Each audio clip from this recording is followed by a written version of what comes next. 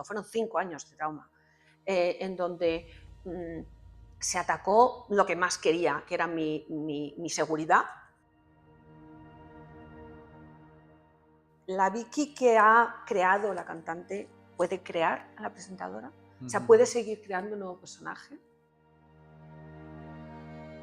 Eres mujer, eres hija, eres madre, eres esposa, eres hermana, pero siempre eres mujer.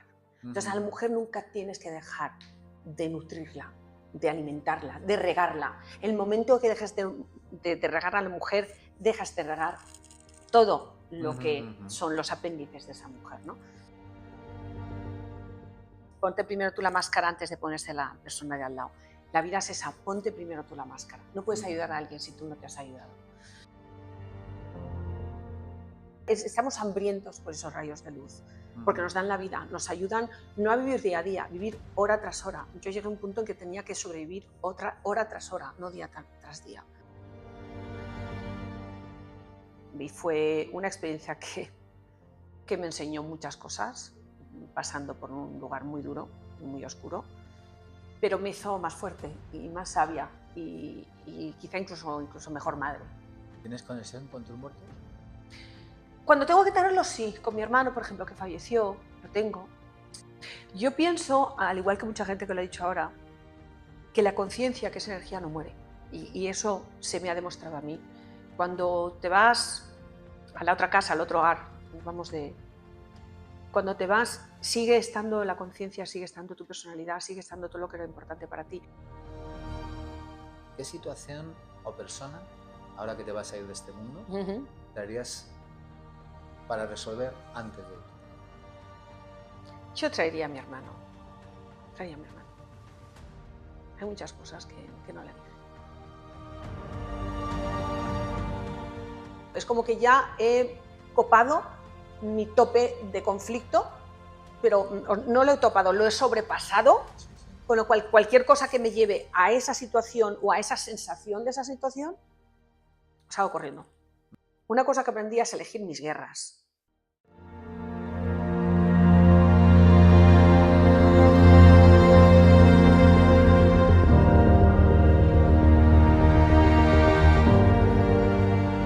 Piensa por ti mismo. Wake up. Bueno, Vicky, aquí estamos. Aquí estamos, Roberto. Sí, señora.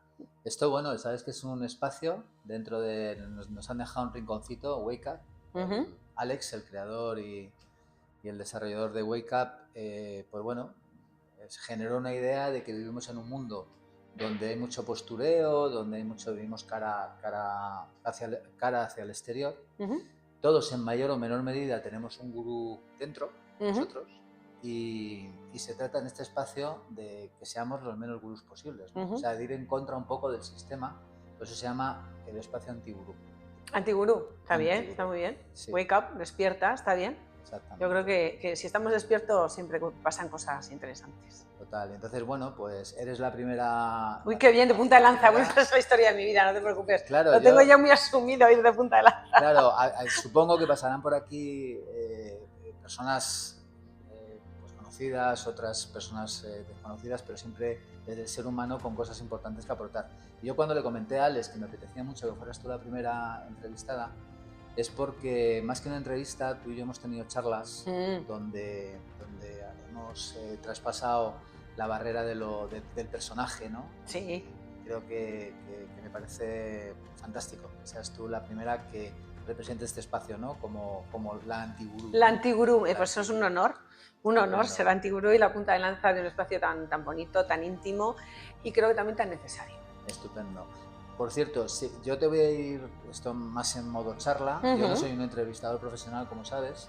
Me encantan estos temas, me apasiona, pero soy un absoluto aprendiz de esto. Eres un explorador. Un explorador. Eres un explorador. Y a mí me encantan los exploradores, porque son los que viven la vida más intensamente y donde estamos conscientes de que estamos aprendiendo todos los días. O sea, que por eso es lo si bonito. meto la pata o digo algo tal, tú me... No te preocupes. Quedas perdonado ya de entrada. Puedes meter la pata lo que quieras. Algo, yo estoy dispuesto a responder a todo lo que pregunto. Si en algún momento determinado te interesa, se trata de que seas tú, pero si en algún momento determinado dices, pues ahora respondes tú esto. Vale. No tengo ningún problema en responder. Es una conversación. Eso es. Vale. Me parece genial. Bueno, entonces vamos a empezar por un acercamiento a abuelo de pájaro. Y algo que me llama la atención, que de hecho nunca te lo he preguntado, ¿cómo una persona que es madrileña tiene padres cubanos? Bueno, una persona madrileña, yo soy una persona muy, muy rara, soy un ser un poco extraño por la mezcla cultural que tengo, ¿no? Que me viene primero de mis padres son exiliados cubanos. Mi familia es cubana, pero por parte de abuelos, de tatarabuelos, inclusive, o sea, que son de Cuba de muchas generaciones, pero por otro lado venimos de navarros y gallegos, porque el apellido Larraz es de Tudela. Pero bueno, mis padres vinieron aquí a España, bueno, pensando como muchos que lo de Fidel Castro iba a ser para un rato, y como mi padre le convalidaban los años de derecho que había hecho ya en la universidad en Cuba, se lo convalidaban en España, en Estados Unidos no se lo convalidaban, pues por eso aterrizamos aquí en la época de Franco. Según ellos me cuentan, fue un shock muy grande para ellos a nivel cultural, porque en Cuba era casi como la Ibiza de Estados Unidos, o sea, tenían televisión en color, o sea, quiero decir que estaban muy avanzados, ¿no? Entonces, para ellos vinieron a España pensando, como te digo, que en un rato, y bueno, y aquí se han quedado pues toda la vida. O sea, mi padre ya es tan español como cubano. Pero curiosamente, fíjate que yo nunca he pisado Cuba. Nunca he estado en Cuba y de hecho me hice ciudadana americana como cubana, no como española. Porque yo estoy registrada en el registro civil cubano y podía tener un pasaporte, pero eso es una cuestión muy emocional, que si quieres te la cuento. Sí, ¿Te la cuento? claro. Ya que estamos hablando de esta rareza. Yo he vivido toda mi vida desde la infancia la tristeza del exilio a través de mis padres y mis abuelos. Ese sentimiento de haber abandonado todo, pero ya no solamente lo material, porque eran familias muy acomodadas, ¿no? Y se fueron con lo puesto, sino que les arrancaron su vida, su niñez, su todo. Entonces he vivido esa enorme tristeza, ese sentimiento durante toda mi vida. Entonces tengo atado a Cuba un sentimiento de un gran rechazo, que yo no he vivido en primera persona, pero lo he vivido a través de mis abuelos y mis padres. Sobre todo mis abuelos, porque mis padres fueron muy jóvenes, se cansaron muy jovencitos, pero mi abuelo materno, sobre todo mis abuelos maternos, lo sufrieron mucho. Él era diplomático allí en Cuba. Entonces, fíjate que he vivido 20 años en Miami y lo tengo a tiro piedra, Cuba. No tengo ganas de ir, no me llama la atención. Quizá algún día voy, pero el estar paseando por una Cuba que no es la Cuba que vivieron mis padres, el visitar la casa que probablemente está ahí, estará destrozada, no me llama la atención, no me llama la atención para nada. Entonces tengo esa cultura cubana heredada, como digo, yo soy cubana de oído, de haberlo oído en casa, y luego, bueno, pues española, criada en un colegio británico, o sea que... Qué bueno. ¿Cómo marcan los orígenes? Absolutamente, marcan mucho. Sobre todo las culturas latinas. Yo creo que las culturas latinas que se arraigan mucho en lo que es, bueno, pues sus costumbres, todo. Y yo creo que eso es muy importante para crear las raíces en las que nosotros nos apoyamos y luego nos basamos para hacer el resto de las cosas en la vida. No sé dónde he leído, no sé si era verdad o no, que tu padre decía que tú de pequeñita eras como un pajarillo, que estabas todo el día cantando. Sí, todo el día cantando. Me dice que cuando estaba en la cuna y sonaba el jingle de televisión hacía así, cuando había música, ¿no? Y eso que en mi casa todo el mundo tenía un zapato por oreja, o sea que no soy de una familia de que mi padre tocaba el piano y tal, no, para nada, o sea, para nada, o sea, iba en contra de todo pronóstico. Pero sí, de toda la vida, el cantar y el expresarme a través de la voz era algo que necesitaba hacer. Y dando un salto en el tiempo, allá por el año 83, aparece un señor que se llama Jorge Álvarez y convoca un casting al que te presentas, ¿no? Entonces yo tengo cierta curiosidad por saber quién era la Vicky en ese momento, antes de ese casting.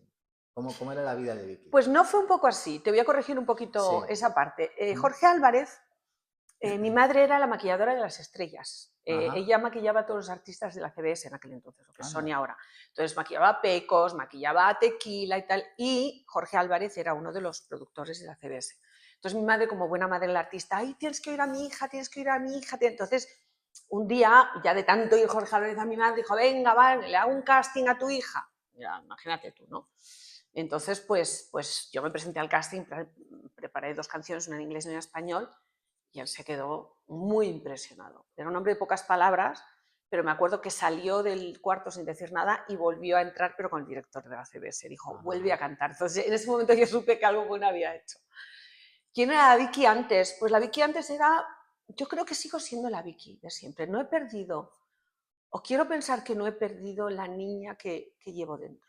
La niña que apostaba quizá en contra de todo pronóstico, en contra de lo que me rodeaba, que apostaba por lo que sentía, que no tenía miedo a que si sentía algo, como en mi caso fue en aquel entonces la música, me atreviera a hacerlo y a lanzarme y entregárselo al universo y decir, mira, incluso si me equivoco, quiero pensar que voy a aprender algo de esa equivocación.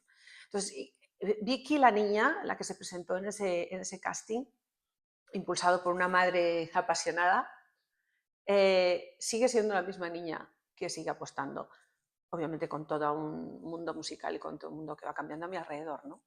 Pero la raíz de quién soy yo sigue estando intacta. ¿Y querías ser cantante o estabas con una posibilidad más? ¿Querías ser...? Yo quería ser cantante. Yo quería ser cantante. Además, mi padre me decía, yo cantaba, me decía que mi padre quería que yo fuera abogada, porque él se sentía muy identificado con mi personalidad, somos muy parecidos los dos. Tú como abogada tienes que ser abogada. Yo estuve en la facultad de Derecho y yo cuando veía esos tochos, digo, esto no es lo mío. Pero él decía, ¿tú crees que cantas tal? Entonces un día invité a Donna Summer, que era como una de mis grandes divas, y puse como un playback de Donna Summer y yo cantando encima, se lo enseñó a mi padre. Y dice, esa es Donna Summer. Y digo, no, esa soy yo. Y dije, no se podía creer. Entonces ahí le hice un truco, como decir, ¿ves? Él estaba intentando quitarme un poco de la cabeza que yo fuera cantante y luego me ha apoyado siempre, no quiero que parezca que no me ha apoyado, pero él quería que yo fuera abogada. Pero sí, yo siempre he querido ser cantante. Muy bien, entonces empezó la gran época de tu vida artística, ¿no? La época de Ole Ole, que duró 2 años, ¿no? Duró 3 años, 2 LPs, o sea, porque Ajá. yo me fui en los finales del 86, empecé con mi carrera en solitario a principios del 87, pero sí, fueron 2 años muy intensos, gracias a Dios, y toco madera que tuvimos el enorme, eso fue pues un regalo del universo de que Nacho Cano nos apadrinara con un tema como No Controles, que yo creo que ni él en el momento que nos lo dio se imaginaba lo que iba a ser Lo que iba a eso. ser eso. Pero si lo hubiera sabido no nos hubiera dado la vida. Ni de broma, Y claro. Mecano nunca se lo perdonó. Claro. Pero sí, fueron 2 años muy intensos de mucho aprendizaje, de mucho estar ahí y lanzarme a lo que era pues un mundo, una industria muy rica y muy viva, en donde bueno, pues se nos pedía a todos mucho, ¿no? Para poder estar a la altura. ¿La decisión de dejar el grupo fue tuya? Sí, fue mía, totalmente. Jorge Álvarez no estaba muy contento con ella, pero una vez más seguí mi intuición, o sea, dentro del grupo yo siempre quise ser solista. Cuando Jorge me ofreció ser la líder de un grupo, dije, bueno, era una oportunidad, pero yo siempre en mi cabeza era ser solista y hacer lo que yo quería hacer. Entonces, dentro del grupo no me dejaban crear, no me dejaban componer, me tenían así atada. Y a mí no me pueden tener atada. Entonces yo un par de veces me acerqué a Jorge y le dije, Jorge, quiero componer, quiero escribir aunque sean las letras, o sea, quiero sentirme identificada con lo que estoy defendiendo encima de un escenario, ¿no? O sea, yo no soy simplemente una cantante, soy una artista. Entonces, la artista es la que se involucra en todo lo que se puede involucrar. Y me encontré con una pared de hormigón. O sea, además Jorge era un hombre que se decía no era no, o sea, no había negociación. Entonces se acercó a mí la compañía discográfica y me dijo, mira Vicky, quiero que sepas que vamos a dejar Ole Ole, pero estamos muy interesados en ti. Entonces, si tú quieres seguir tu carrera como solista, queremos apoyarte. Entonces ahí yo vi una oportunidad de esas que te llaman a la puerta y dices, yo no puedo cerrar la puerta, porque llegó en el momento justo. O sea, en el momento en el que yo estaba preparada para dar ese salto, en donde todos los astros se alineaban para que yo pudiera hacer lo que realmente quería hacer. Y bueno, y dije, claro, todo el mundo se pensó que yo estaba loca. De cara afuera, pues todo iba fenomenal. De cara adentro, no iba fenomenal. O sea, que lo que decía tu padre del pajarillo no solo se refería a cómo cantabas, sino a la metáfora de que un pajarillo no se le puede tener enjaulado, ¿no? Efectivamente. En Pajarillo y diría, un halcón. Pajarillo no me veo gorrión, me veo más halcón. El pajarillo que se convirtió en halcón. En halcón, efectivamente. Sí, sí, sí. Bueno, luego cambió tu vida, tuviste una serie de años donde desarrollaste tu carrera como solista aquí en España y de repente parece como si hubieras nacido otra vez, que fuiste a vivir a Estados Unidos. Sí. Y ahí se produce una desconexión al principio y montas otra vez una vida nueva, ¿no? ¿Qué pasó en Estados Unidos?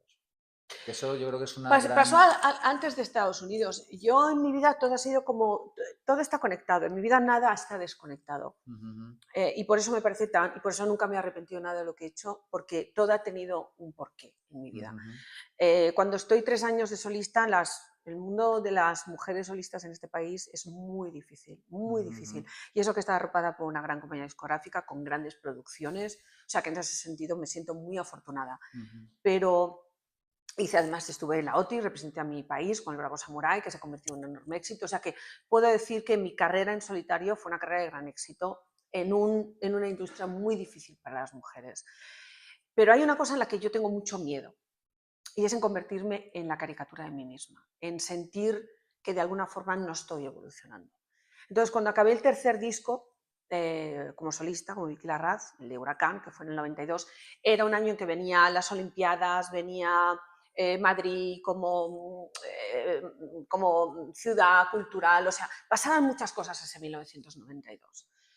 Y yo había hecho de presentadora en Tocata en 1987 y luego había tenido un programa de televisión de carne y hueso presentando en primera cadena de televisión española, en prime time, haciendo entrevistas a personajes muy conocidos, Terence Moix, Tricicle, José Luis Col, Paloma Linares, o sea, de repente se me metió un gusanillo que no había conocido antes, ¿no? Y descubrí una faceta mía que no había conocido. Entonces es muy peligroso cuando se me mete un gusanillo en el cuerpo, porque el halcón se convierte en águila. Entonces, estaba en el 1992 con este mare magnum de cosas que estaban ocurriendo, me sentí un poco desconectada de mi carrera o de mi camino, ¿no? Y me llamaron de Telemundo Networks, porque yo tengo mucha familia en Miami. Entonces siempre he tenido, mis padres tenían ahí un apartamento, un piso en Estados Unidos, y de repente me llamaron para hacer de corresponsal. Y yo dije, wow, ¿sabes? Fantástico, además de cine, es una gran amante del séptimo arte. Entonces era la corresponsal de la costa oeste, ¿no? De toda la costa este de Estados Unidos. Y me daba la oportunidad de poder seguir entrevistando. Obviamente ya lo había hecho en los otros programas. Y dije, sí, en ese momento no pensé que me iba a mudar a Estados Unidos, sino que era una cosa muy, muy circunstancial, muy puntual y que yo necesitaba ese aire fresco, ¿no? Entonces me fui a Estados Unidos y lo hice y me fascinó. Y entonces una cosa llevó a la otra. Cuando terminé de hacer esto, me ofrecieron otra cosa. De hecho, estuve durante 2 años haciendo con la Metro Goldwyn Mayer en Latinoamérica un programa diario de 1 hora de duración. Por ahí pasó todo el mundo, o sea, entrevistas, cocina, creatividad, o sea, de todo. Y yo como productora también, no solamente delante, sino detrás de las cámaras. Entonces ya me quedé allí y dije, es imposible, no puedo, o me quedo en Estados Unidos y sigo aquí la aventura americana o el sueño americano o regreso. Y en España no encontré ese sitio que yo quería. Porque yo siempre tengo una serie de condiciones para poder volcarme y en ese momento no estaban esas condiciones. Y sí la estaban en Estados Unidos. Entonces, lo acabas de decir perfectamente bien, volví a nacer, volví a reinventar a Vicky Larraz. Ya no era la cantante. Ya era, porque en Estados Unidos me conocían un poco, pero no como aquí, obviamente. Entonces me pregunté a mí misma, ¿la Vicky que ha creado la cantante puede crear a la presentadora? O sea, ¿puede seguir creando un nuevo personaje? Y sí, efectivamente, me sorprendí a mí misma de que preparar entrevistar a uno de mis grandes autores, que es Paulo Coelho, verlo sentado al mío leyéndome un párrafo del Alquimista, que para mí es uno de los libros por excelencia para mí, fueron experiencias que nunca hubiera hecho si no me hubiera atrevido a volar un poco más allá, más lejos del nido, ¿no? Entonces fue algo necesario y algo que me ha demostrado que sin esa experiencia, que acabó siendo una experiencia de 20 años, que se dice pronto, no sería la Vicky que está sentada delante de ti hoy. y que tiene una historia que contar, creo, interesante. Y en la historia que contar, pasando al territorio de lo personal, hasta donde se pueda contar, de hecho, 20 años, tus hijas rondan los 20 años, las dos Sí, hijas, la mayor tiene 20 años. Olivia Olivia y Sofía. y Sofía. Sofía tiene 19. Sí. Y allí te enamoraste. Sí, me enamoré y me casé. Me casé con un americano, efectivamente. Y tuve a mis 2 niñas. Él no tenía nada que ver con el mundo del espectáculo, él era un vendedor de yates, que es muy típico allí en la zona de Florida. Y bueno, y tuve 2 niñas con él absolutamente maravillosas, el gran regalo, como digo, la mejor producción de mi vida. La mejor producción, no se puede comparar. Tengo una relación además muy cercana con ellas. Ahora ellas están viviendo en Estados Unidos, pero estuvieron aquí viviendo conmigo. Y bueno, y me divorcié de él en 2013. Fue una experiencia también muy dura, durísima, de la que he mantenido muy en secreto, muy en privado, por mis hijas, porque no deja de ser el padre de mis hijas y les debo a ellas, sobre todo a ellas, que siempre los hijos son un daño colateral de los divorcios. Se merecen un respeto y se merecen, bueno, pues mantener su privacidad, ¿no? ¿Qué menos se merecen? Y fue una experiencia que me enseñó muchas cosas, pasando por un lugar muy duro y muy oscuro, pero me hizo más fuerte y más sabia y quizá incluso mejor madre, si cabe, ¿no? Y bueno, y regresé aquí a España en 2016 con mis niñas. Alguna vez hemos comentado este tema y bueno, sin entrar en profundidades, pero sí creo que esa etapa oscura, yo creo que eres una persona tremendamente empática, haber atravesado esa etapa tan dura, probablemente te permita ayudar hoy en día, que estamos Sí, en un ciclo donde se valora mucho las mujeres luchadoras, las sí, mujeres que... efectivamente. Desde ese punto de vista, ¿qué crees que puedes aportar si en este momento te está escuchando una persona que está en ese ciclo donde Sí. no sabe por dónde salir Ujú. y que tiene miedos y que Sí. puedes compartir desde ese punto de vista algo que pueda valer a esas personas que te estén escuchando, esas mujeres Sí. en esa etapa dura? Yo creo que como comunicadora que soy, porque al fin y al cabo me gusta pensar que es lo que soy, una comunicadora. Lo he hecho a través de la voz, a través de mis experiencias, a través de la televisión, en este momento Sí, contigo, con sí. mi gran amigo maravilloso, al cual respeto y admiro mucho, como lo sabes. Y yo creo que esa comunicación tiene que tener primero una base en tu conciencia, que para mí es la palabra mía, la conciencia, en tu experiencia, en tus lecciones aprendidas, y el poder, porque yo no pretendo nunca caminar en el camino de nadie, nadie puede caminar en tu camino, pero sí te pueden acompañar mejor o peor. Sí te pueden dar herramientas para que en ese camino que tú al fin y al cabo tienes que recorrer, te sientas más fuerte, te sientas más sabio, tengas más herramientas para no decaer en los momentos no oscuros, sino el infierno. Entonces yo definitivamente tengo la capacidad de poder inspirar, reforzar, dar esperanza, porque cuando estás en ese sitio tan oscuro, piensas que te vas a quedar ahí siempre. Y aunque la gente te dice, esto pasará, son como guau, guau. Tú sabes como Charlie Brown cuando oía a la profesora, que oía guau, guau, guau, guau. Es lo que oyes en ese momento, porque dices, ¿qué pasará? Es fácil decirlo desde tu perspectiva. Entonces tienes que dar en el clavo para realmente que la persona no solo te escuche y te oiga, sino que realmente se identifique con ese rayo de luz que le estás lanzando. Aunque sea muy tenue, da igual. Estamos hambrientos por esos rayos de luz, porque nos dan la vida, nos ayudan no a vivir día a día, vivir hora tras hora. Yo llegué a un punto en que tenía que sobrevivir hora tras hora, no día tras día. Yo por eso, por ejemplo, cuando veo ahora la historia de Shakira, lo que está haciendo, no entiendo nada. Yo es una mujer que he entrevistado.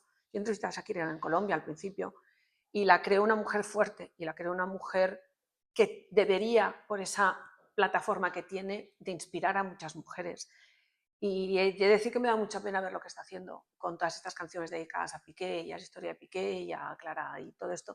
Qué pena, porque yo quiero quiero oírla cantar a sí misma, a su fuerza, a Mira, por ejemplo, se ha comparado mucho, ya que estamos hablando, con la canción que ha cantado Miley Cyrus de Flowers, que también dicen que está dedicada a Liam Hemsworth, que fue su ex marido. No puedes comparar la de Shakira con la de Miley Cyrus. ¿Por qué? Miley Cyrus, si tú ves la letra, te dice, qué pena que esto no funcione, he llorado mucho, yo no me quería ir, pero puedo comprarme mis flores, puedo escribir En ningún momento está insultándole a él, en ningún momento está hablando de si está con una o no está con una, en ningún momento. Es una canción de empoderación, de decir, qué pena que esto no funcionó, me hubiera gustado que hubiera funcionado, pero soy mujer y yo puedo comprarme mis propias flores. Me encantaría que eso lo estuviera haciendo también Shakira. Y no, con cada canción que sí nos da mucho que hablar y la de ella ha hecho mucho dinero, de repente Shakira, que yo la tenía como una mujer fuerte, le ha podido más su cultura vengativa colombiana que quizá lo que ha aprendido en el camino como una mujer fuerte que ha logrado grandes logros. Y no está pensando mucho en sus hijos, porque quieras que no, es su padre, que es Piqué. Entonces yo no he caído en eso. Yo nunca he hablado mal de mi exmarido, nunca, en ningún sitio. Me podía haber llenado muchos Sálvamés y muchos Telecincos. No, porque ante todo está primero el invertir el tiempo en mí, en mejorarme como persona, como mujer, como individuo, respetar a mis hijas porque es su padre y no quiero que vean a su padre a través de mi experiencia, sino de la suya. Y yo creo que la mayor venganza, si quieres decir venganza, que no me gusta esa palabra, es el que vea que no te necesita, que un hombre vea que estás bien, ¿sabes? Que la experiencia no ha podido contigo. Entonces todavía estoy esperando a que Shakira cante esa canción de empoderamiento de verdad, nos la debe a las mujeres. Oye, ¿y si la cantas tú? No, yo canto el Goyamil, en No Controles, por el amor de Dios, en No Controles fue la primera canción de empoderamiento de las mujeres. Sí, pero ¿qué más se puede pedir? Que se ha convertido en un himno. Pero molaría, que de repente una canción surgiera de una charla. Yo si tuviera Shakira delante como la tenía, se lo diría, digo, Shakira, Shakira, déjate de rollos. Deja que a lo mejor hacemos un videoclip con una canción tuya en esa línea. Sí, Shakira. Dicen los psicólogos que un rasgo, los que entienden en la mente en profundidad, que un rasgo muy común en este tipo de situaciones extremas, de ruptura continuada y que en el tiempo pues no se resuelve fácilmente, hay un factor constante y es la pérdida de la autoestima. Sí, claro. ¿Puedes aportar cómo fue tu caso sin entrar en detalles y cómo quien te escuche pueda encontrar esas herramientas que tú utilizaste, ¿no? Primero si tuviera alguien delante que está pasando por esto, tendría que hacerle unas preguntas, como el médico, que primero tendría que hacer preguntas antes de poder darte cualquier diagnóstico. ¿Qué tanto te dejaste ir en esta relación? ¿Pero dejaste de creer en ti mismo? No, en ningún momento. En esta relación nunca dejé de ser yo. O sea, mantuve mis amigos, mantuve mi identidad, mantuve mis espacios, mantuve quién era yo. Obviamente los hijos siempre pero el yo siempre estaba presente. Hay muchas amigas que se han perdido en las relaciones, que han dejado de ser ellas por adaptarse, por no tener problemas, por creer que ello te va a hacer que tu marido te quiera más, lo cual no es verdad. Yo creo que los hombres o cualquier persona quieren a la persona que se quiere a sí misma. Yo creo que por eso a mi exmarido le resultó tan difícil que me fuera de su vida, ¿no? Porque se le creó un vacío muy grande, ¿no? Entonces, yo no he perdido eso. Entonces, si tú has perdido eso en una relación, sí es verdad que el camino para recuperarte va a ser el doblemente difícil. ¿Por qué? Porque primero tienes que hacer lo que tenías que haber hecho en un principio, que es no dejarte ir, que es recuperar la matriz, de dónde sale todo. Como digo yo, eres mujer, eres hija, eres madre, eres esposa, eres hermana, pero siempre eres mujer. Entonces, a la mujer nunca tienes que dejar de nutrirla, de alimentarla, de regarla. El momento que dejes de regar a la mujer, dejas de regar todo lo que son los apéndices de esa mujer, ¿no? Yo siempre digo y me quedo con esa frase de los aviones, ponte primero tú la máscara antes de ponerse la persona de al lado. La vida es esa, ponte primero tú la máscara. No puedes ayudar a alguien si tú no te has ayudado. Entonces, en mi caso, tuve la gran suerte de que, como no me perdí, pude sobrevivir mejor. Mi supervivencia fue, incluso siendo una situación muy extrema, cuando digo muy extrema, es muy extrema en la que estaba, mi yo seguía ahí, seguía, estaba dañado, estaba dolido, venía de una batalla, pero el soldado seguía siendo un soldado, nunca dejó de ser un soldado. Entonces, por eso yo nunca perdí mi identidad. Y cuando se calmaron las aguas y me pude alejar de él y de todo lo que quería decir, vine a España con mis niñas, pues sí, es verdad, te quedan las heridas, te quedan cicatrices, porque las tengo y las tengo y reconozco que las tengo y de dónde vienen. No es decir, uy, ¿esto de dónde es? No, yo sé de dónde viene. Porque no puedes pasar por una experiencia así sin cicatrices importantes.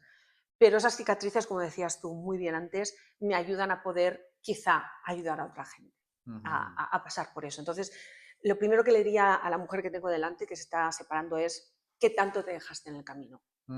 Porque antes de poder recuperarte, tienes que recuperar a ti. ¿Qué tan dañada está la mujer? ¿Qué tanto la olvidaste? Entonces, primero vamos a recuperar a la mujer. Y una vez que recuperemos a la mujer, podemos empezar a recuperar todo lo que esa mujer construye. Entonces yo me siento muy afortunada porque fíjate que nunca no necesité terapia. Mi abogada decía que yo iba a necesitar terapia después de... de la terapia que la terapia, sí, mi abogada se lo dijo al juez y dice, yo sí que necesito terapia para esto. Ni me di al alcohol, ni me di a las drogas, ni me di a nada. Fue a fuerza de la gente que me arropó, a fuerza de mi familia, a fuerza de amor. Y porque tengo dos niñas que son maravillosas, tengo dos niñas muy fuertes.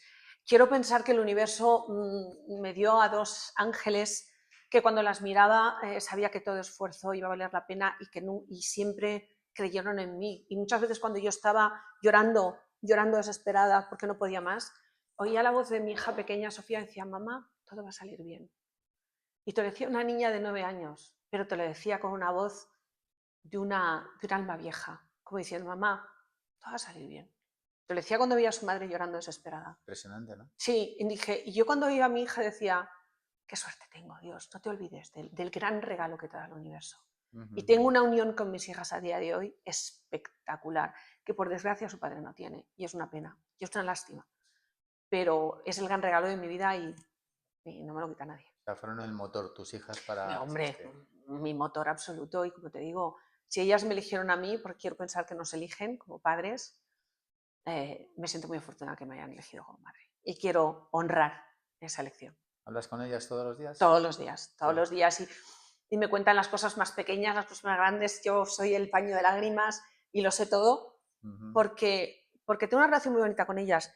Es una relación que no es una relación desde el enjuiciamiento. Los padres tenemos ese error quizá de querer enjuiciar siempre. No, yo delante de mis hijas siempre les he demostrado que me puedo equivocar, que soy humana, que porque sea su madre no quiere decir que no soy persona y que no pasa nada con equivocarme, que el equivocarme y aprender esa equivocación es lo importante. Me he demostrado hacia ellas fuerte y vulnerable al mismo tiempo. Y cuando os doy consejos no se lo doy como típica madre, no digo, cariño, lo primero que le digo es, ¿qué sientes? ¿Qué quieres hacer? O sea, la escucho desde la empatía, no desde el enjuiciamiento.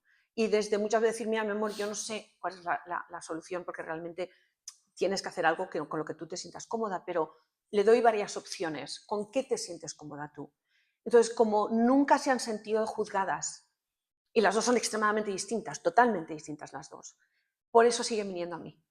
Porque soy, no decir una amiga, porque no creo que las madres tenemos que ser amigas, pero soy una voz que les da paz, soy una voz que de repente quiero pensar que el día que no esté, que la pequeña es que es un alma vieja, la pequeña me decía, mamá, ¿por qué me tuviste tan mayor?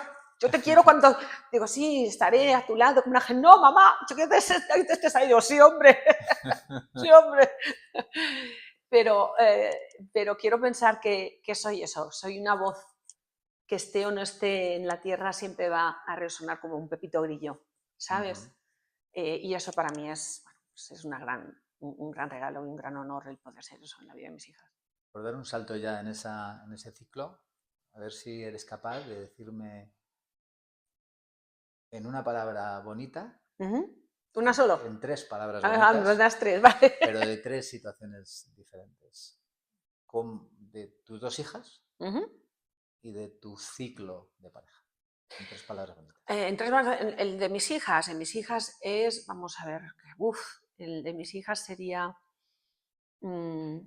aprendizaje. porque aprendo yo más de ellas que ellas de mí. Aprendizaje, sorpresa, porque siempre me sorprenden, tienen la capacidad de sorprenderme gratamente. Y preocupación, porque una madre siempre se preocupa, porque las tengo lejos y sería mentirosa y me crecería la nariz si te dijera que no estoy siempre pendiente de ellas y preocupada, porque es la madre que, como le digo, prefiero que llores tú que llore yo, le decía yo siempre, ¿verdad? Pero que prefiero que llores tú, porque yo le decía a ellas, si os pasa algo se me acaba la vida, se me acaba la vida. Nada de presión, mamá, así os lo digo, o sea que prefiero que llores tú que llore yo. Es una frase que siempre se les ha quedado a ellas clavada. Entonces, preocupación. Y pareja. Pues mira, 3 es primero el engaño. Porque yo me casé con mi exmarido engañándome a mí misma. Fue quizá la primera vez que no escuché mi conciencia. Si lo hubiera escuchado, me hubiera casado con él. Toma ya, qué reflexión. Fue la primera vez en mi vida que no he escuchado, que me he dejado llevar por el miedo, que me he dejado llevar por mi vulnerabilidad y no escuché a quien siempre he escuchado, que es, haz esto. Fíjate que yo cuando me casé sabía que me estaba equivocando. Mi conciencia me decía, ¿qué haces? Pero bueno, si lo hice fue, ahí están mis 2 niñas, o sea que bueno, equivocación no fue, pero me engaño a mí misma, definitivamente. Segundo, familia. Tengo que decir familia porque luché por la familia. Si estuve 13 años casada con él fue por mis hijas y por no darme por vencida, por querer formar una familia. Vengo de una familia muy unida y una familia de grandes hermanos y de muchas cosas. Entonces, para mí la familia era algo importante, algo por lo que luchar, algo en lo que no tienes solamente que pensar en ti, hay muchas cosas en juego, ¿no?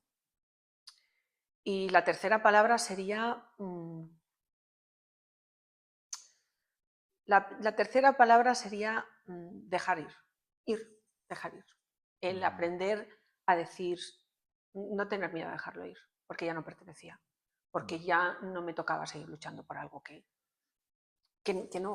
todo mi ser me decía que yo era desgraciada, que él era desgraciado y que sobre todo las niñas no estaban viviendo el ambiente de una familia, de una pareja bonita. No estábamos dando un buen ejemplo de lo que tiene que ser un matrimonio.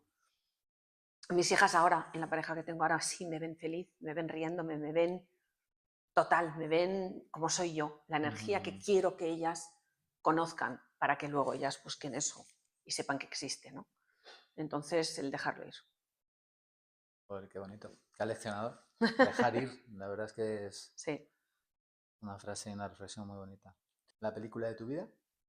Forrest Gump. Ah, ¿y eso? Forrest Gump. Oh, Forrest Gump es la historia, primero, de una madre que creía en su hijo y que luchó por su hijo. Y segundo, de un hombre que no se dejó llevar por lo que la otra gente pensaba que era una incapacidad. La pureza humana, para mí, está representada en Forrest Gump. Qué curioso, sabes que esta mañana precisamente hablaba con un amigo.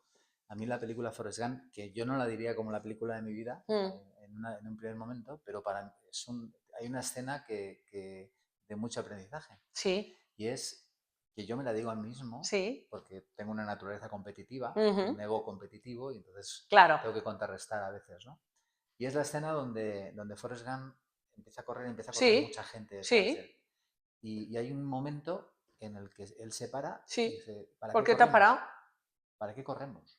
Sí. O sea, la sensación esa de que muchas veces en la vida la competitividad, la inercia, la opinión de los demás te lleva a correr y de repente te paras y dices, bueno, ¿y yo para qué estoy corriendo? ¿Qué opinas de eso? No, y que para y la gente le dice, ¿por qué has parado? Dice, porque no quiero correr más. Exactamente. Que es que me encanta, es que me parece maravilloso. Es decir, bueno, me habéis seguido porque habéis querido, pero yo durante todo el rato he corrido porque yo quiero correr. Totalmente. Y no le está afectando el hecho de que la gente le esté siguiendo. Exacto. Fíjate, eso es muy importante. Exacto. No le está afectando en su decisión. Él corre porque quiere correr y se para aunque le esté siguiendo un tropel de gente, le da igual. Entonces digo, hay tantas lecciones escondidas en esa maravillosa película de una madre, como le habla a su hijo, tú no eres un niño discapacitado, ¿sabes? No lo eres, no quiero que lo pienses ni por un segundo. Y eso que le da a su madre es lo que él lleva durante toda su vida hasta estar con la mujer de su vida. Él nunca se da por vencido en Jenny. Jenny era la mujer de su vida y acaba de tener un hijo con Jenny. Y, ¿sabes? Es una película de tantos aprendizajes dentro de esa de CMX, que además es un gran director, que para mí, yo soy amante del cine, te voy a decir 1000 películas, pero para mí yo creo que la que reúne tantas cosas en una película es Forrest Gump. ¿Con qué persona y con qué objeto te irías a una isla desierta? ¿Con qué persona? Uf, me iría con mis 2 hijas. No, solo Me iría con una, qué difícil me lo estás poniendo. Buah, sí. Mis hijas no me lo perdonan. Pero es poco lúdica ¿Con esa qué respuesta, persona? ¿no? Sí, bueno, pues me iría con Ricardo, con mi pareja, me iría con Pareja, Ricardo, por claro. supuestísimo, el pobre. Me iría con Ricardo, porque él pues, se ha un bombardero conmigo y yo a veces que digo, no sé qué haces conmigo, con lo calmado que es, pero es un hombre zen además. Sí. Me iría con Ricardo, claro. Si no puedo irme con mis hijas, con Ricardo. ¿Y objeto? ¿Y con qué objeto me iría? ¿Con qué objeto me iría a una isla? Y he estado en una isla, o sea que fíjate tú que he estado, o sea que puedo decir que he estado en una isla y me dejaban llevar un objeto. Me llevé una almohada en aquel entonces, era una almohada que me recordaba a mis hijas. ¿Con qué objeto? Pues con un mechero, porque el fuego es Oye, imprescindible. sí. Con un mechero, pero con un tanque de gas así de grande sí. el mechero. Con un mechero diría. No, tiene sentido, las dos elecciones tienen sentido. Sí, con el mechero, porque yo sé que sin fuego no vamos a ningún sitio. Sí. Y ya, bueno, la espada y el resto lo puedes hacer con bambú, con tal, no sé qué, pero el mechero, el fuego, porque yo con los 2 palitos no voy a ningún lado. Además tiene su parte Con un práctica. mechero, pero además con un mechero esos que no acaben nunca. Claro, y además tiene su parte, el mundo con tus hijas se acabaría. Con tu Efectivamente. pareja, ¿no? Exactamente. ¿no? Si se destruyera Sí, Putin o lo que sea. exactamente. Mi pareja, que bueno, a lo mejor quiere venir o no, pero le digo, bien, no sé yo. Pero bueno, yo se lo ofrecería. ¿Con qué personaje famoso te cambiarías 24 horas? ¿Con qué personaje famoso me cambiaría 24 ¿Vivirías horas? la vida de ese personaje 24 horas? Wow. Qué preguntas más difíciles, porque hay tantos personajes, fíjate tú. ¿Con qué personaje? Mira, ¿puede ser vivo o que muerto? Pues mira, con Teresa de Calcuta. Teresa de Calcuta. Sí. Yo creo que es una mujer que dio tanto. A mí no me cabe en la cabeza ser una persona tan dada, una mujer que montó, además tengo varios amigos que han estado allí, en Calcuta, con ella, y nunca la he conocido en persona, la he conocido a través, obviamente, de sus obras, pero si yo pudiera estar en sus zapatos durante 24 horas, creo que saldría siendo una persona totalmente distinta y no sé, creo que aprendería tanto en 24 horas sobre la generosidad, sobre la humanidad, sobre la vida, sobre lo que te rodea, sobre cómo encontrar remedio a la desgracia y cómo encontrar aliento cuando no lo hay. Me cambiaría por ella 24 horas. Okay. Sí, coincido. Puede ser uno de los personajes más interesantes para vivir sus 24 horas. Sí. Bueno, hay un tema que además hablábamos antes de empezar la charla, que bueno, te comentaba que yo había hecho cursos de medium y esas cosas. Pues a mí me consta que tú eres una persona con talentos especiales. Sí. Tienes premoniciones. Sí. Y ¿puedes contarnos un poquito? Y mensajes. Más que premoniciones, mis hijas también lo tienen, lo han heredado. Es algo que viene de familia por parte de mi padre. Se ha heredado a través de las mujeres de la familia de mi padre. De hecho, yo creo que mi padre tiene un poco de sexto sentido, pero no lo alimenta. Que yo sepa, empieza por mi tatarabuela, por mi bisabuela y por mi abuela, y luego a mí, ¿no? Y yo con mis hijas también lo han heredado. En cada momento es distinto, es muy difícil describirlo, porque es como si tú fueras un mensajero, medium, eres un medio, efectivamente es lo que eres, es un medio, ¿no? Yo he tenido épocas en las que no lo he fomentado, que ha desaparecido, ¿no? Durante mi adolescencia es donde estuvo más despierto, donde yo creo que fue el despertar de eso, y luego después, ya más adulta, ha vuelto a mí, ¿no? De alguna forma soy yo un poco la que le doy permiso para que exista. Para mí lo siento siempre como un deber, porque a veces que me llegan mensajes y yo como Vicky no me siento ni capacitada o digo, me lo estoy inventando. Y es curioso porque viene de un canal totalmente distinto. Cuando tú recibes un mensaje, lo recibes no como Vicky, es como si estuvieras escuchando algo que no tiene nada que ver contigo, que no es parte de tu vida. y te entra de repente por un canal distinto. Como te digo, es muy difícil de explicar, con otros mediums lo digo y claro, lo entendemos, ¿no? Y me han pasado cosas increíbles, increíbles, pero sobre todo me han pasado cosas que han dado paz a mucha gente. O sea, la gente tiene mucho miedo a esto y mucha gente me ha dicho, ¿tienes miedo? Digo, no, porque cada vez que yo he dado un mensaje, y he dado mensajes muy bonitos en momentos muy especiales, en donde la gente necesitaba oírlo, de repente ves la reacción y es que has dado un regalo, has dado la paz, has dado algo que en ese momento la gente lo necesitaba. Yo nunca sé de dónde viene y yo soy muy humilde ante esto porque es una cosa, me siento como muy honrada de que de alguna forma lo haya heredado de mi familia. Yo no veo cosas, escucho no con voz, sino escucho como un mensaje. El más reciente, por ejemplo, si quieres que te cuente el más reciente, fue pues había fallecido la madre de la mujer de mi padre, había fallecido y yo estaba en el tanatorio. Y me pasa mucho cuando estoy en tanatorios y cosas de esas, o cuando alguien empieza a hablarme de algo, de repente se recibe el mensaje, ¿no? Pero sí es verdad que tienes que estar abierto a ello. Si de repente la persona no está abierto a ello, no entra el mensaje, porque saben que de alguna forma del otro lado, espíritu, no estás preparado para escucharlo y solo te dicen cuando tienes que escucharlo. Entonces, bueno, estaba en el tanatorio y su madre había fallecido, ya había fallecido su padre anteriormente, y de repente estoy hablando con ella y la mujer había fallecido, ya estaba muy mayor, llevaba mucho tiempo en la residencia, la pobre mujer. Y de repente me dan un mensaje para que se lo dé a Sol, esa mujer de mi padre. Me dicen, yo siempre digo me dicen, nunca sé quién es, me dicen que tu madre está con su hermana y que está bien, que te quedes tranquila, que está muy bien, que ella está muy bien. Entonces a veces así, Sol me mira y me dice, ella no tiene hermana. Y entonces, del otro lado, cuando te dicen algo, no es negociable. O sea, el que no lo estás entendiendo eres tú. Entonces me dicen otra vez, no, sí, está con su hermana, es su hermana, está con ella y tienes que decirle que ella está bien, que está perfecta, que está todo tranquilo. Y Sol se queda así, de repente se le ven los ojos que se ve y dice, ¡ay, Puchi!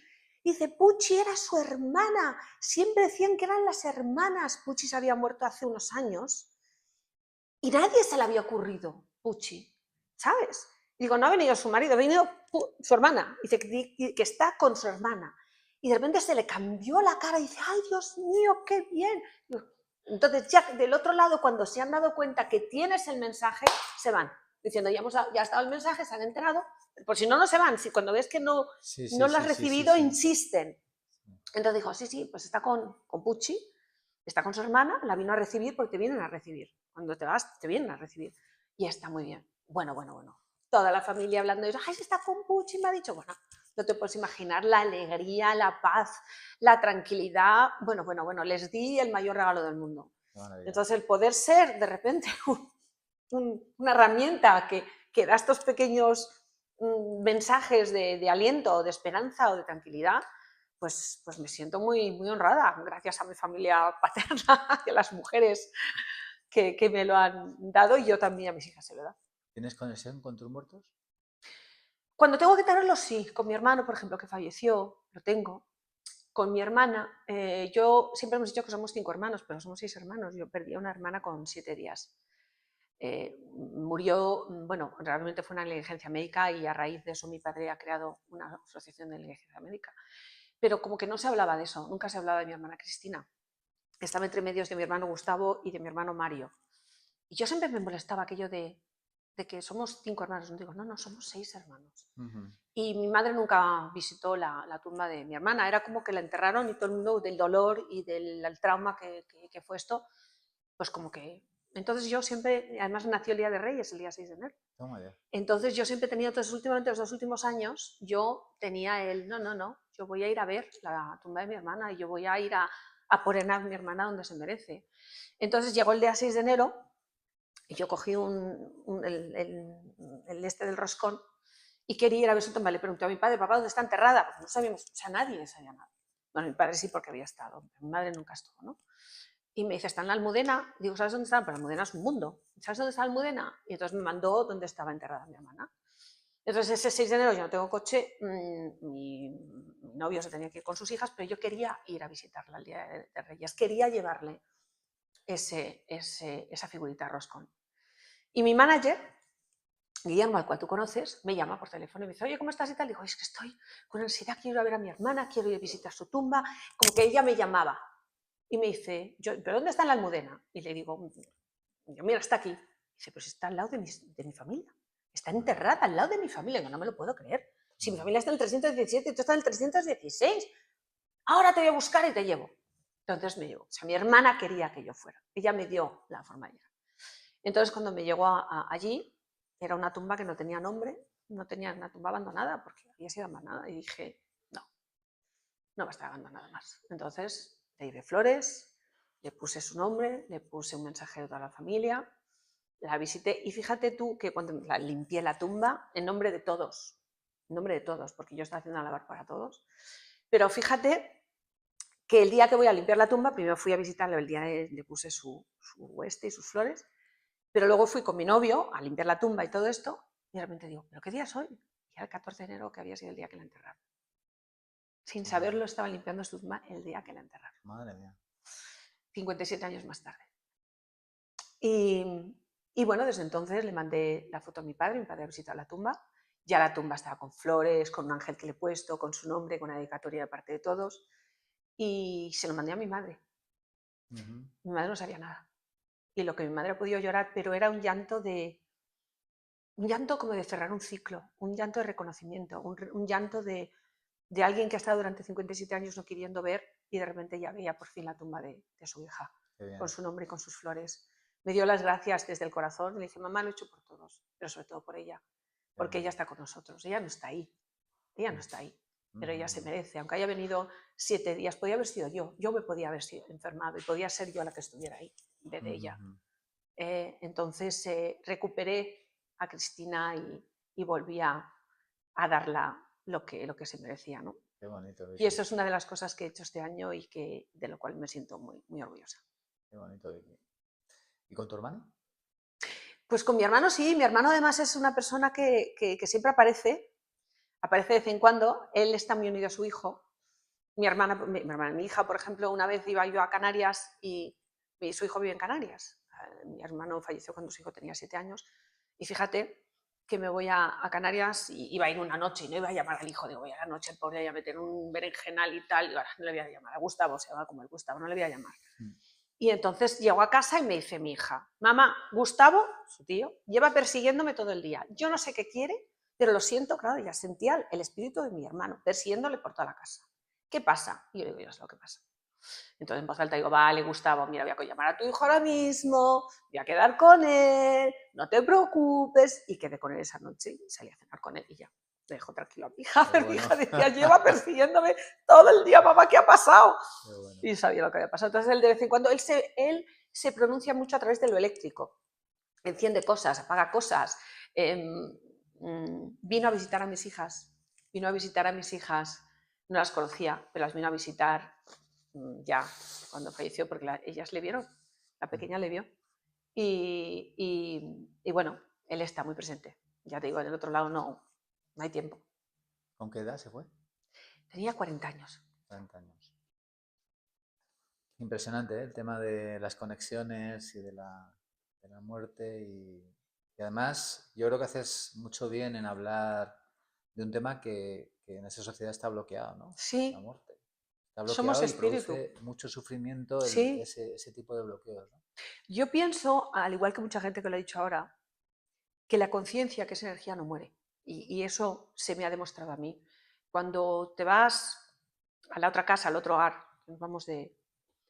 cuando te vas, sigue estando la conciencia, sigue estando tu personalidad, sigue estando todo lo que era importante para ti.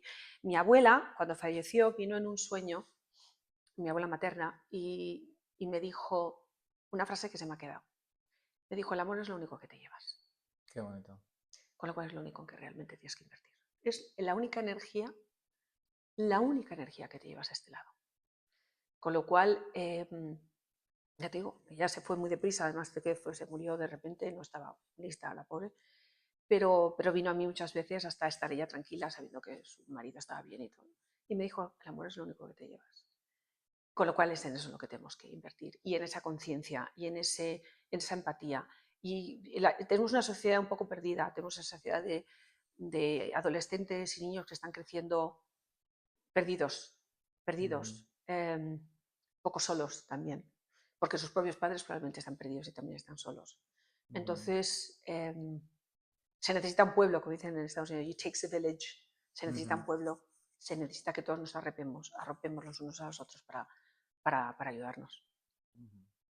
Que sepas que puedo dar fe de tu talento. Bueno, los especialistas dicen que todos tenemos la puerta, unos más abiertas, otros menos, y que esa puerta va intrínseca con el ser humano, ¿no? Esa puerta hacia lo desconocido, ¿no? Hacia las energías. Y tú la tienes muy abierta y puedo dar fe de ello, tú no te acordarás, pero una vez me llamaste hace un tiempo, sin mencionar en qué asunto concreto, que habías soñado conmigo y con el asunto. Y que me llamabas asustada diciendo que tuviera cuidado con ese asunto. Pues el tiempo ha mostrado que fue un desastre, por lo menos desde el punto de vista económico. Entonces doy fe de tu sí, más a través de un sueño. Sí, bueno, es que vienen muchas cosas a través de sueños, sobre todo la gente importante en tu vida.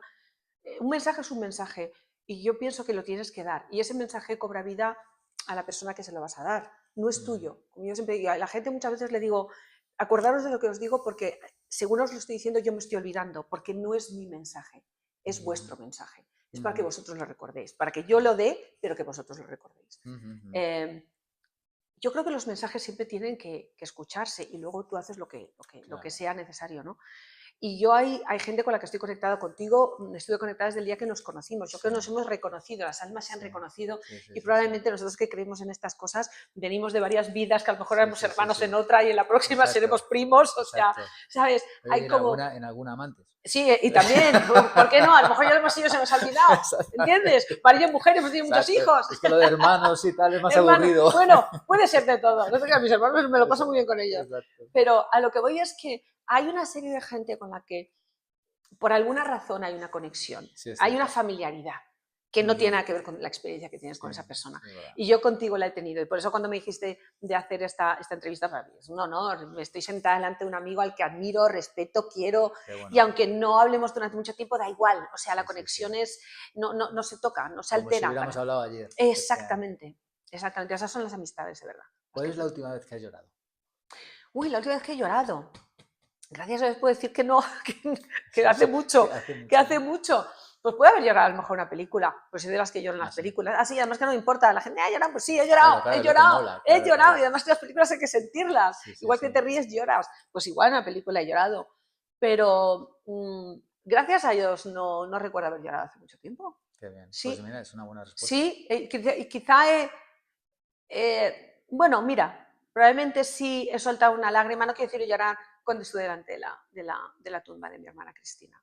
Sí, quizá, pero no fue un llanto de tristeza, sino un llanto de reconocimiento, un llanto de emoción, sí, de decir, estoy aquí y ya ha tardado, ya ha tardado, pero me has llamado y he venido. Y he llorado con mi madre. Cuando mi madre lloró, yo lloré con ella, porque sentí su angustia, su dolor, es un dolor que no tiene tiempo. El dolor de perder un hijo, da igual que le hayas perdido hace 57 años, claro. Lo siente con la misma intensidad con la que lo sintió el día que la perdió, ¿no? Entonces, bueno. Hay otro gran tema en la sociedad en la que vivimos, que es la ansiedad. Puedes, porque al final la ansiedad forma parte de los mecanismos que todos los seres humanos tenemos y que el tema es cuando se activa de mala manera, ¿no? ¿Puedes contar tu relación con la ansiedad en tu vida? Pues mira, hay diferentes tipos de ansiedad. Está la ansiedad que reconoces, que sabes de dónde viene, sabes cuál es el foco. Y la ansiedad que todavía no tienes reconocida y que te sorprende como un monstruo de 7 cabezas de repente cuando menos te la esperas. Hay diferentes tipos. Pues yo he reconocido la ansiedad que me viene antes de salir a un escenario. Muchas veces, se me van a olvidar las letras, es una ansiedad que yo tengo, que es muy, ay, Dios mío, se me queda en blanco. Digo, bueno, pues lo doy a la gente para que cante, porque son 25 canciones que tengo que aprenderme. Y bueno, soy humana y se me olvidan. Entonces, está la ansiedad del día a día, la ansiedad de lo desconocido, la ansiedad de estar a la altura de lo que la gente espera de ti. Está esa ansiedad. Yo esa ansiedad la gestiono bastante bien. La reconozco, la mastico y hago lo que tengo que hacer con ella. Luego tengo la ansiedad creada por mi divorcio, que fue una ansiedad de una enorme vulnerabilidad, donde no sabía lo que iba a pasar conmigo, donde temía hasta por mi propia vida, o sea, con eso te lo digo de verdad, donde temía por incluso la seguridad de mis hijas, o sea, donde no sabía lo que iba a pasar el próximo momento.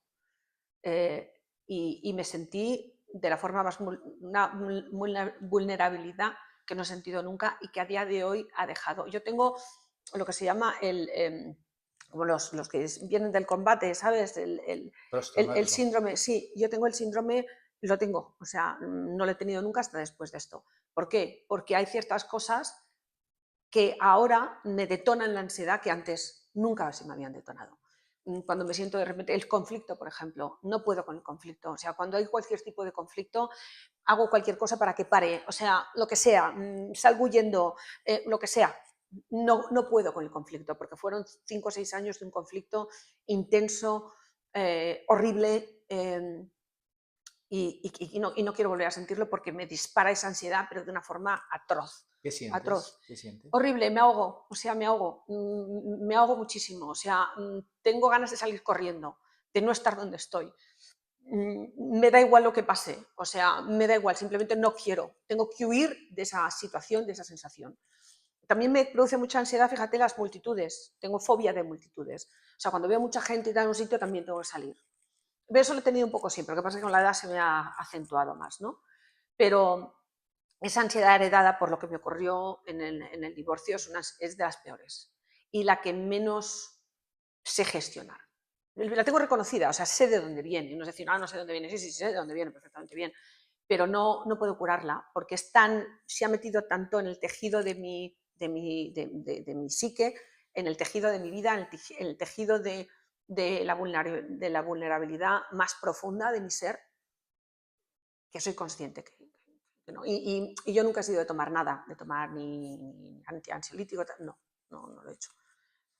Bueno, una vez sí tomé uno antes de ir a juicio para traerme a mis hijas a España, porque dije, es que no voy a poder con ello. O sea, pero vamos, que no soy de tirar de fármacos para...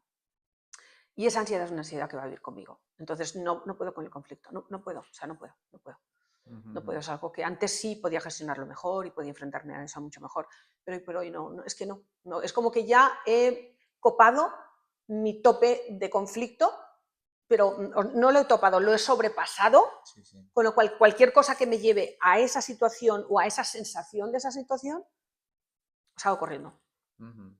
Salgo corriendo. Y siendo tan clarividente a la hora de... Porque lo difícil de la ansiedad es tener la clarividencia de ver lo que tú ves, ¿no? De ver cómo funciona en tu cuerpo y cuándo se activa, ¿no? Que en tu caso es por el conflicto, por el trauma. Tengo curiosidad por entender cómo no haces una terapia para profundizar en esa ansiedad e intentar cambiar las cosas. No quiero profundizar en la ansiedad en el sentido en que sé dónde viene. Somos amigas, o sea, somos amigas enemigas. Amigas. Sí, somos amigas. O sea, la conozco, sé cuándo nació, sé de dónde nació, sé por qué nació. Y nada de lo que me vayan a decir o sea, yo he hecho un montón de terapia, he hecho meditación, o sea, he hecho cosas para intentar, pero es como decir, me ha salido una verruga y no, está ahí, o sea, es que está ahí, puedo quitármela en un momento dado, pero no, esta no se quita. O sea, esta está tan arraigada, fueron tantos años, porque no estoy hablando de un trauma que fue un momento, fueron 5 años de trauma, en donde se atacó lo que más quería, que era mi seguridad como persona, o sea, mi seguridad, se atacó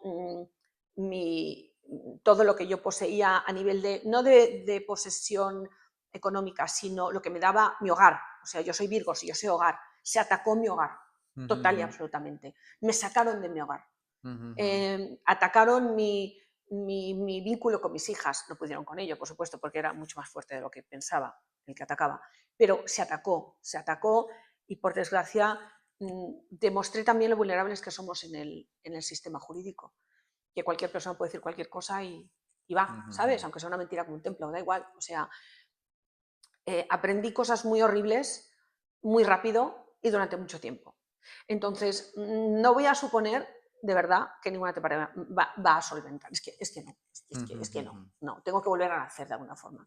Entonces, como me he hecho amiga de mi ansiedad, la he reconocido, le he dado su lugar, porque se lo ha currado, ese lugar se lo ha currado. Vivo con ello. Entonces, es como que en este momento, si antes hubiera gestionado un conflicto y me hubiera metido más y tal, ahora digo, no vale la pena, pues que es que al final del día, una cosa que aprendí es elegir mis guerras y no libraba ninguna batalla. Eran guerras. O sea, yo libré la guerra de traer a mis hijas hasta España conmigo. Esa fue una guerra. Y con eso fui con todas. Pero las pequeñas batallitas, cuando me querían llevar a la batalla, yo contestaba con una sonrisa. Literal, con una sonrisa. Venían a por mí y contestaba con gracias, que tengas un buen día. Esa era mi contestación. Y porque lo hice de esa forma, porque tuve la templanza de poder diferenciar lo importante que eran mis hijas, lo importante que era todo, el juez lo vio. No vio una persona vengativa, vio una persona entera, una persona que reconocía inclusive al atacante, reconocía su amor hacia sus hijas. Yo nunca le quité su sitio como él intentó hacerlo conmigo. Y porque lo hice de esa forma, gané la guerra. Traje a mis hijas a España y estuve con ellas durante 5 años aquí, porque era necesario que conocieran esa cultura y supieran hablar español. Ahora han vuelto. Yo nunca voy a hacer que mis hijas vengan a un sitio donde no quieren venir, por supuesto ellas querían venir, pero aprendí a librar guerras. Y es muy importante decirles a la gente, ¿esto es una guerra o una batalla? ¿Qué es esto? ¿Una batalla? No, no te canses. No llegues cansado a la guerra. Es algo muy interesante lo que estás diciendo respecto a porque yo creo que la ansiedad ahora mismo probablemente sea el tema central en la sociedad en la que vivimos. De hecho, el ejercer de gurús, cada uno en nuestro te genera mucha ansiedad. Yo creo que desde tu sabiduría natural has llegado a una conclusión que puede aportar mucho a que nos esté escuchando, y es la aceptación de tu ansiedad. Sí, claro. O sea, el convertir a la ansiedad en tu amiga, tu compañera, que es cuando la dejas sin armas. Exacto.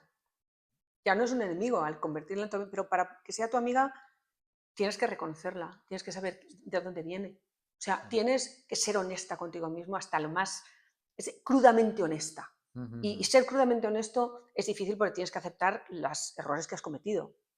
Entonces, primero tienes que ser crudamente honesto, decir, aquí metí la pata, aquí metí... Yo puedo decir, metí la pata casándome con mi exmarido, me la metí y lo hice por esto, por esto y por esto, pero luego tengo 2 hijas maravillosas, o sea, no todo en la vida son errores, ¿no?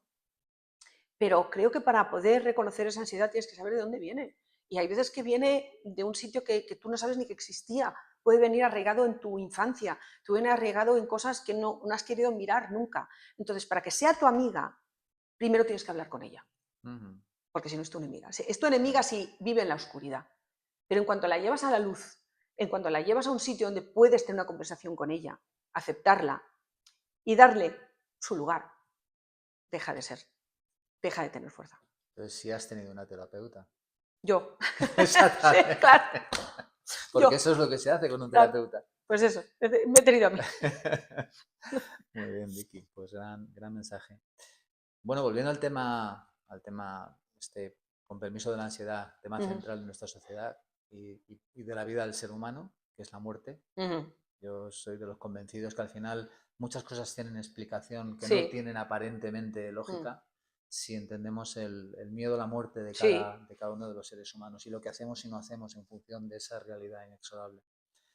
Yo te voy a proponer una cosa. A ver. Te voy a proponer a ti que te gusta también la meditación, que durante 30 segunditos entremos un poquito en una energía diferente para responder a las 5 preguntas que la enfermera Bronnie Ware hacía a las personas que le quedaban muy poco tiempo de vida. Y que en esos 30 segundos, pues dentro de que nuestro sistema reptiliano no nos lo va a permitir del todo, pero sí conectemos con que cualquier día puede ser el último y ver cómo responderíamos a estas cualquier momento puede ser el último, cualquier día. ¿Vale? Si te parece, cerramos los ojos y conectamos con que hoy podría ser el último. Hoy podría ser el último, bien. Buscamos la respiración.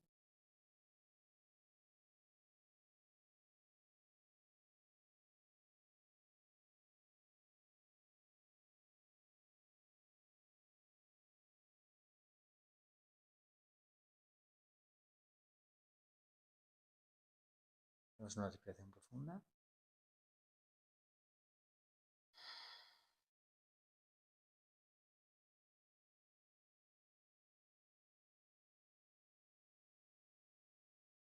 Cuando quieras. ¿Ya? Esta es una pregunta mía, no de Bronnie Ware. ¿Qué situación o persona, ahora que te vas a ir de este mundo, traerías para resolver antes de irte? Yo traería a mi hermano. Traería a mi hermano.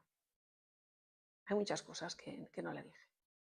¿Sí? Sí, por la distancia, porque él estaba en Canarias, porque yo estaba con mis hijas, porque acababa de parir. Yo quiero mucho a mis hermanos, están muy unidas siempre a mis hermanos. Y aunque yo sigo hablando con él y lo tengo cerca, y tuve un sueño donde le abracé y sentí el abrazo y le olí y le sentí, y siempre vuelvo a ese momento de ese sueño porque creo que definitivamente estábamos juntos una vez más y él tenía a mi hija Sofía en brazos y él me decía, yo estoy contigo, yo las veo, no te creas que no las veo. Y cuando tú quieras, yo estaré ahí, no estoy lejos, me decía. Solo llámame y estaré ahí. Pero si alguien viniera ahora el genio de Aladino y me dijera, ¿a quién traerías? Traería a mi hermano. ¿Y qué le dirías? Uf, la abrazaría mucho. No es tanto las palabras que le diría, sino lo que compartiría con él. Con una mirada, con un abrazo. Necesitaría que sintiera de verdad, una vez más, el amor que le tengo y lo orgullosa que estoy de él. Que estoy, lo digo en presente, que estoy de él. Y lo mucho que aportó a nuestras vidas y que sigue haciéndolo.